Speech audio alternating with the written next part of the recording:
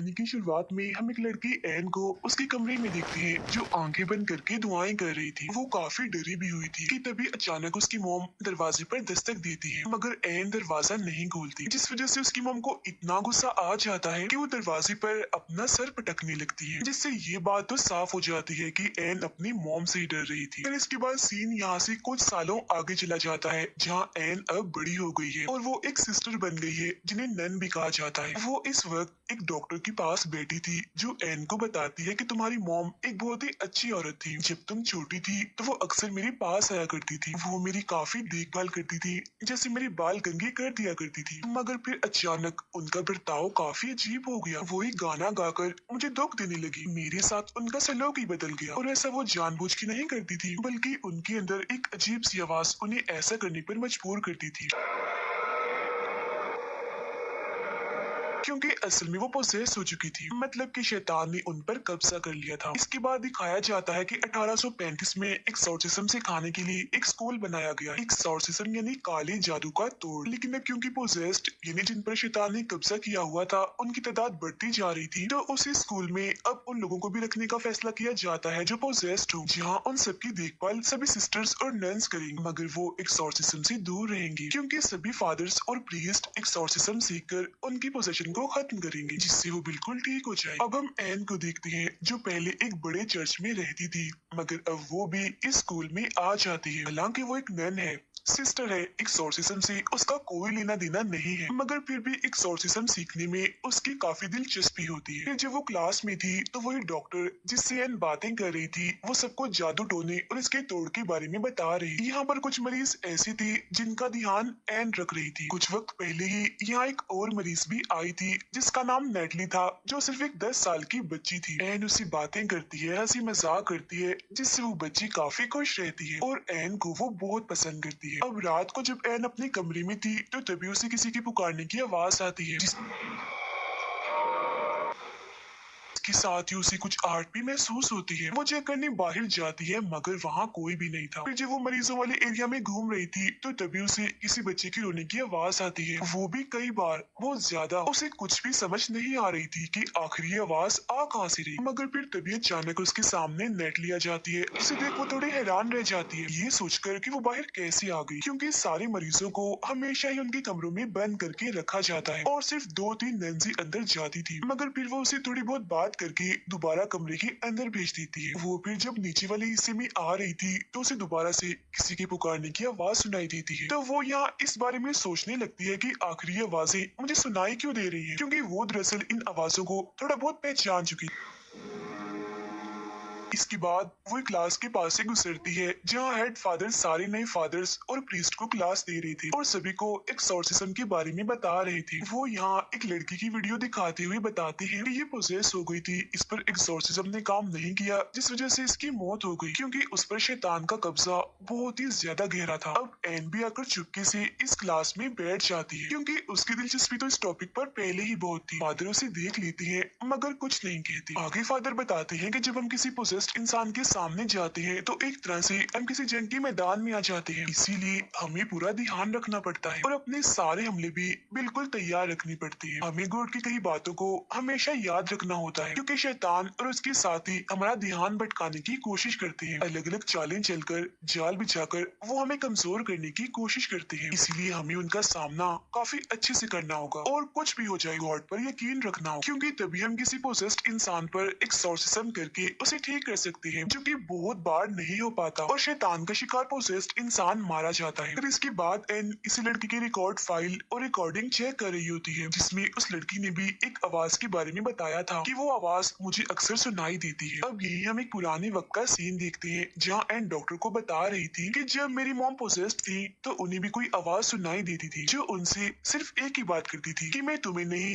बल्कि तुम्हारी बेटी एन को लेना चाहती हूँ, क्योंकि वो खास है, गॉड की तरफ से चुनी हुई सिपाही है जो हमारे खिलाफ लड़ेगी। अब लाइब्रेरी में एन और लोगों के रिकॉर्ड्स भी पढ़ना चाहती है, मगर वहाँ बैठी नैन उसे कहती है कि जो रिकॉर्ड फाइल तुमने देखी बाहर बस वही पड़ी है और इसके अलावा मैं तुम्हें कुछ नहीं दिखा सकती। अब हेड नन एन को समझाती है कि आइंदा की बात तुम कभी भी प्रीस्ट और फादर की क्लास में नहीं जाओगी, समझ गई ना, क्योंकि वहाँ एक्सोर्सिज्म सिखाया जाता है जिससे तुम दूर ही रहो। जिस पर एन कहती है एक्सोर्सिज्म सिर्फ मर्द ही करते हैं जबकि औरतें भी इसे कर सकती हैं, तो इसमें क्या बुराई है। जिस पर नन साफ मना कर देती है कि जो भी है बहरहाल तुम नहीं जाओगी, जिस पर एन को उसकी बात माननी ही पड़ती है। यहाँ पर हेड फादर भी थे जिनकी क्लास में एन चली गई थी। वो बताते हैं कि एन सीखना चाहती है तो इसे सीखने दे। नन बोलती है एक्सोर्सिज्म सीखकर ये खतरा ही मोल लेगी जिससे मैं इसे बचाना चाहती हूँ क्योंकि मैं इसकी हिफाजत करना चाहती हूँ। इसके बाद एन एक बूढ़े मरीज की देखभाल कर रही होती है,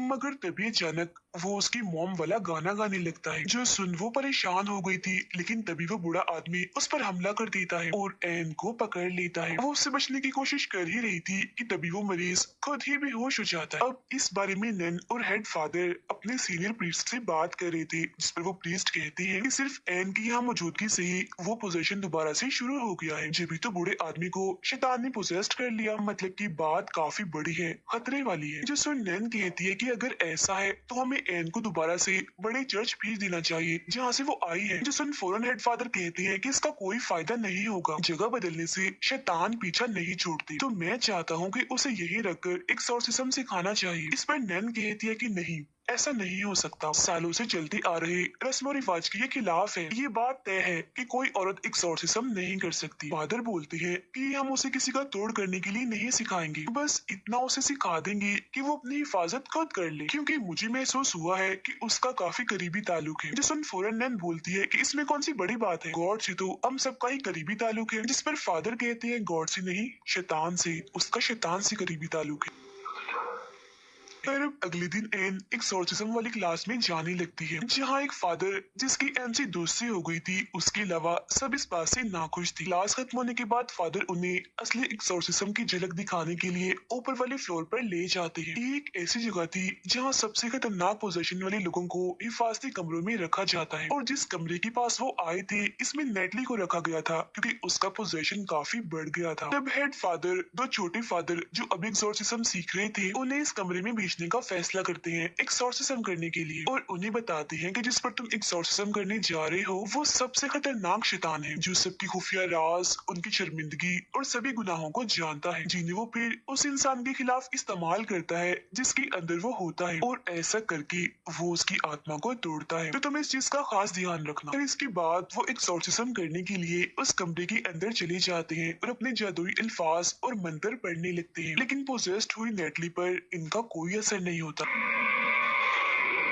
वो अब उल्टा इन्हें ही डराने लगती है और इन पर हमला कर देती है, जिसके बाद वो कूदकर सीधा जाकर छत से लग जाती है। अब इस कमरे की खिड़की के शीशे ऐसे थे जिनसे बाहर का कुछ भी नजर नहीं आता था, जबकि बाहर खड़े लोग अंदर देख सकते। एन बाहर खड़ी ये सब कुछ देख रही थी कि तभी नेटली खिड़की के पास आकर बाहर एन को देखने लगती है, जो जाहिर है इस वजह से मुमकिन हुआ क्योंकि इस वक्त वो शैतान के कब्जे में थी, और वो यहाँ एन को डराने लगती है। जैसे वो अपनी आंखों पर हाथ रख लेती है और उसके हाथों से कीड़े निकलने लगते हैं। फिर वो शैतान एन से कहता है तुम मुझे अपने अंदर आने दो, मतलब कि तुम मुझे खुद को पोसेस्ट करने दो।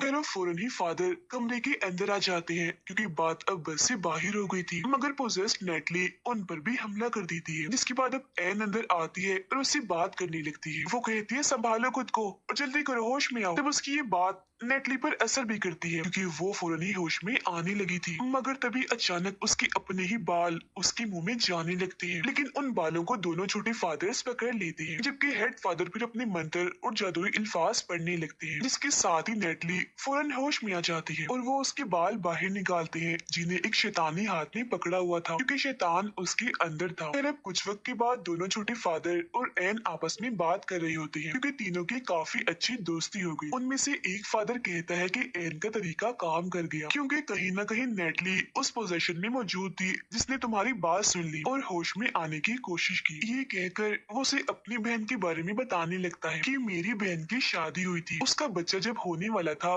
तो किसी वजह से बच्चा उसने खो दिया, जिसमें कहीं ना कहीं मेरी बहन की भी गलती है, जिस वजह से वो हर वक्त सदमे में शर्मिंदगी में रहती है और मैं उसकी वजह से बहुत परेशान। फिर अब रात के वक्त एन को एक बुरा सपना आता है जिसमें उसकी माँ ही उसे डराती है, जिससे एन भी काफी परेशान हो गई थी। इसके बाद वो नेटली के पास जाती है और पूछती है कि अब तुम्हें कैसा महसूस हो रहा है, जिस पर नेटली बताती है कि मुझे एक बुरा सपना आया था जिसमें मैंने एक जगह देखी जहाँ पर बहुत सारे लोग थे। वो सभी लोग चिल्ला रहे थे, साथ ही साथ एक आवाज भी सुनाई दे रही थी। वो मुझे काफी डरावनी चीजें भी दिखा रहे थे, डरा रहे थे और वैसे करने को कह रहे थे जैसा वो लोग कर रहे थे। और एन, वहाँ मैंने तुम्हें भी देखा, तुम भी चिल्ला रही थी, जो सुन एन थोड़ा और परेशान हो जाती है। फिर इसके बाद वो अपने नोट्स बना रही होती है कि जब इंसान पोजेस्ड होता है तो उन्हें क्या महसूस होता है, उनके साथ होता क्या। अपने फादर दोस्त की मदद से वो उन फाइल्स को भी देख लेती है जो देखना मना था, जिससे उसे पता चलता है कि बहुत सारे लोगों की हालत पोजेस्ड होने के बाद सीरियस हो जाती है। फिर उन्हें एक्सोर्सिज्म वाले इस स्कूल में भेज दिया जाता है, मगर यहाँ भी वो ठीक नहीं हो पाते और मारे जाते हैं। ये जानकर एन काफी परेशान हो जाती है क्योंकि नेटली की हालत अब दिन ब दिन खराब होती जा रही थी। फिर उसे पोजेशन से बची एक लड़की का इंटरव्यू मिलता है जिसमें वो बताती है कि मैं बच तो गई थी, मगर पोजेशन में मैंने अपने साथ बहुत गलत किया था, मतलब कि खुद को नुकसान पहुंचाया, अपना चेहरा तक बिगाड़ लिया था। मैंने ऐसा कदम इसीलिए उठाया क्योंकि जो मेरे अंदर का शैतान था जिसने मुझे पोजेस्ट किया हुआ था, उसने मुझे मेरे गुनाहों और शर्मिंदगी का एहसास दिलाया और आज भी मैं उसी शर्मिंदगी में जी रही हूँ। अब हमें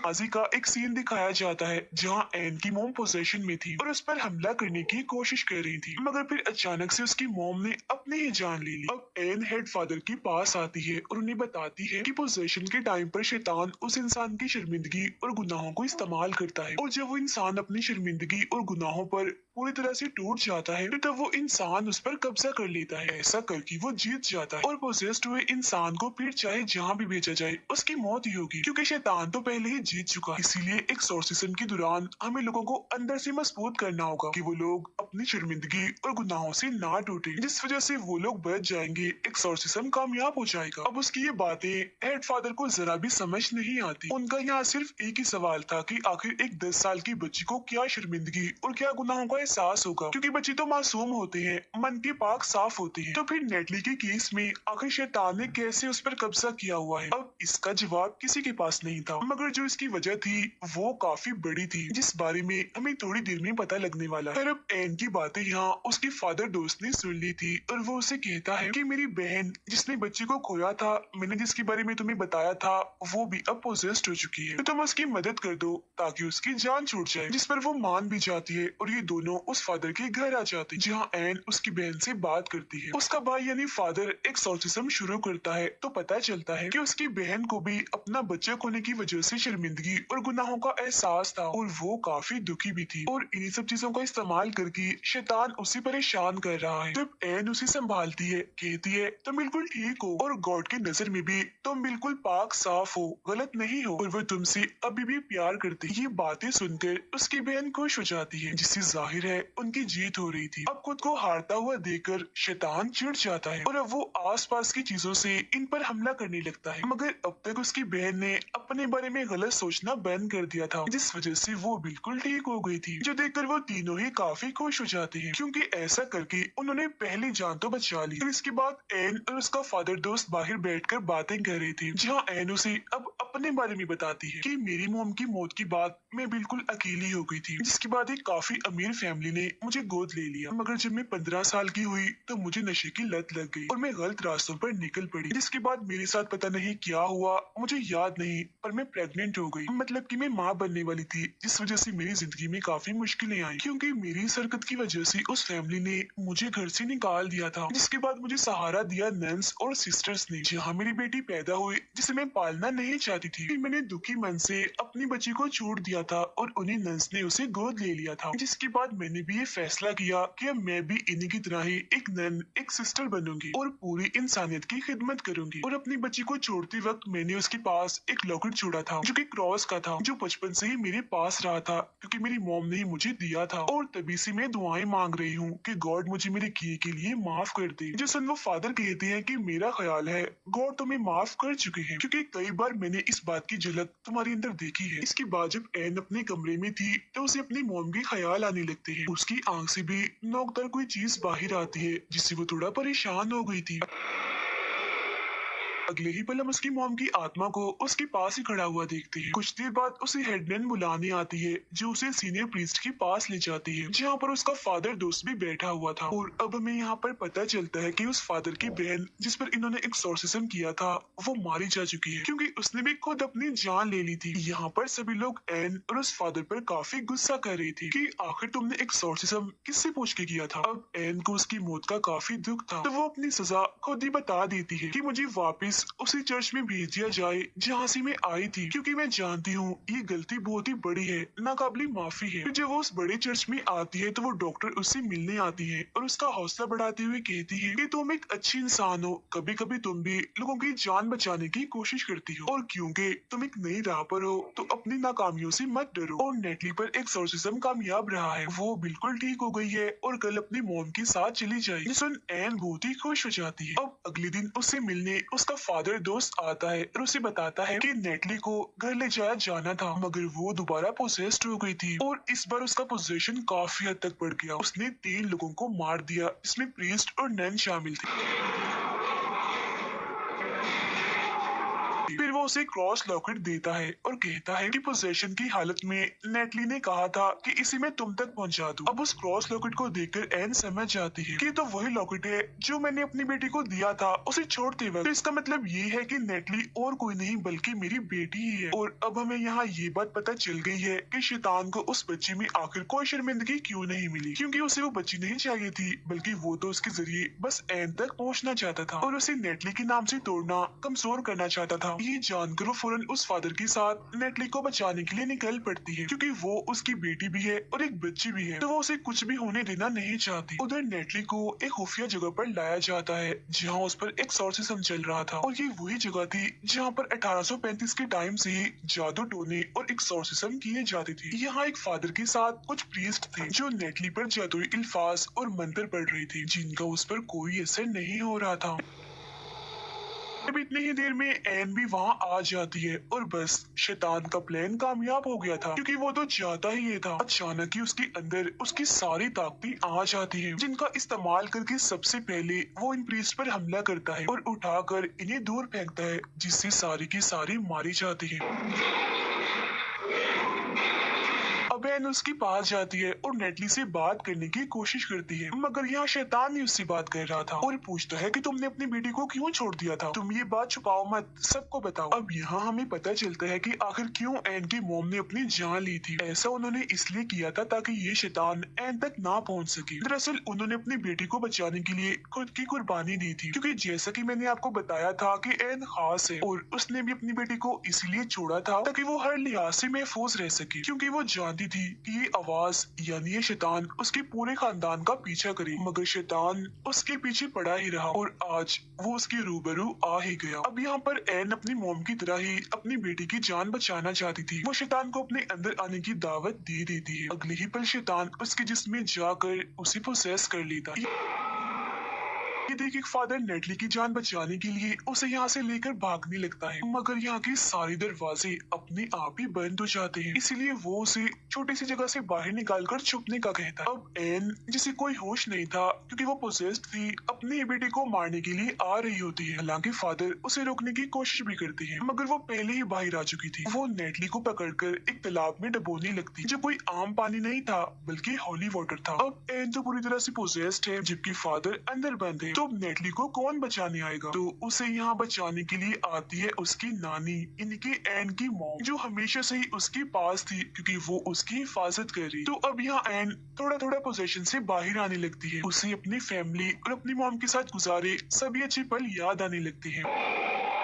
साथ ही उन लोगों की भी याद आने लगती है जिन्होंने एन को बचाने के लिए अपनी जान दी थी और अब उनसे हिम्मत लेकर वो शैतान से लड़ने लगती है। वो अब आहिस्ता आहिस्ता अपने सर पर वही क्रॉस वाला लॉकेट घुसाने लगती है और उस हॉली वाटर के तालाब में कूद जाती है। अब हॉली वाटर में नहाने से उसके सारे गुनाह खत्म हो गए थे इसलिए शैतान उसके जिस्म को छोड़कर चला जाता है। अब अगले सीन में हम हॉस्पिटल में एन को देखते हैं जिससे मिलने नेटली आती है मगर उसने नेटली को ये सच्चाई नहीं बताई होती कि मैं तुम्हारी मॉम हूँ। ऐसा उसने इसलिए किया था ताकि वो खुश रह सके। यहाँ नेटली उसका शुक्रिया अदा करके चली जाती है और इसके बाद नेटली वापिस से एक्सोर्सिज्म स्कूल में आ जाती है, जहाँ इस वजह से कि कैसे उसने सबकी जान बचाई और अपनी जान की परवाह ना करते हुए शैतान को हराया।